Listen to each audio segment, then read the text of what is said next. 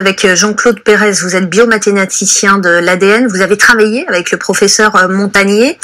On va essayer d'être très clair, simple, pour aider nos téléspectateurs à comprendre. Qu'est-ce qui vous fait dire que le coronavirus a été fabriqué en laboratoire? Bonjour madame. Donc j'ai commencé à m'intéresser à cette affaire avec Luc Montagnier dès le mois de janvier cette année.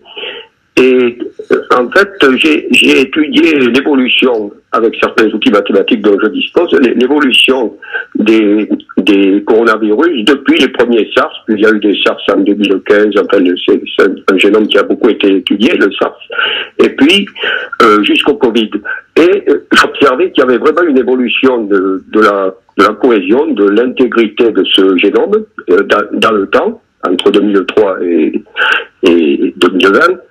Et on est tombé par hasard sur un article, c'est même pas un article en fait, c'était une étude sur le web qui est toujours disponible d'un Américain et qui disait qu'il y avait une certaine région dans le Covid, dans le génome du Covid, qu'on ne trouvait nulle part ailleurs, même dans les pattes, c'est-à-dire dans les génomes de chauves-souris. Alors, nous avons foncé sur cette région et je ne sais pas pourquoi, j'ai eu l'intuition de chercher du HIV, comme j'aurais cherché autre chose, et je suis tombé sur 3 premières régions HIV qui étaient très concentrées, et puis ensuite du HIV2 et même du HIV. Au total, on avait trouvé 6 morceaux d'HIV, HIV1, HIV2, HIV. Ce sont des petits morceaux, mais des morceaux qui correspondent à des gènes fonctionnels d'HIV, des morceaux de gènes qui permettraient presque de passer du stade d'ARN au stade de rétrovirus, mais c'est pas le cas. Alors Jean-Claude Pérez, le fait de retrouver des séquences du VIH dans le coronavirus, est-ce que ça ne peut pas être le fruit du hasard? Non, alors justement, déjà je vais vous dire que l'article qui a fini par être publié et sur lequel on s'appuie est un article qui a été écrit en janvier. Il a été déposé chez Preprint, qui est un dépôt d'articles avant peer review, et il avait un bon succès, et puis il a été enlevé pour des raisons assez inconnues.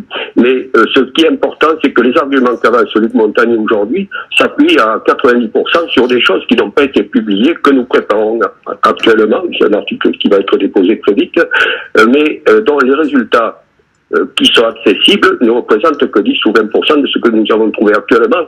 Nous en sommes à 16 à 18 séquences, 7 à 18 morceaux du génome.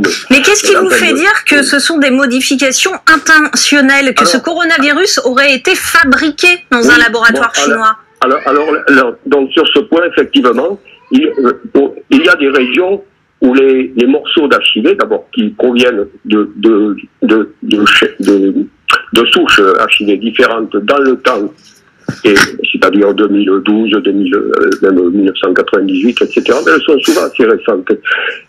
Donc dans le temps et dans l'espace, donc des souches très, très différentes, ces souches, dans une certaine région, par exemple, on peut avoir 3 morceaux petits, ce sont des morceaux de 30-40 bases, qui sont collés côte à côte, comme c'est un véritable travail d'horloger, c'est-à-dire vous avez un morceau de séquence venant d'HIV avec une forte homologie, on ne retient que des fortes ressemblances. Donc on est dans le Covid, dans le génome du Covid. Il y a par exemple un morceau d'HIV qui va se terminer en 20312 et un morceau immédiatement collé à lui en 20313.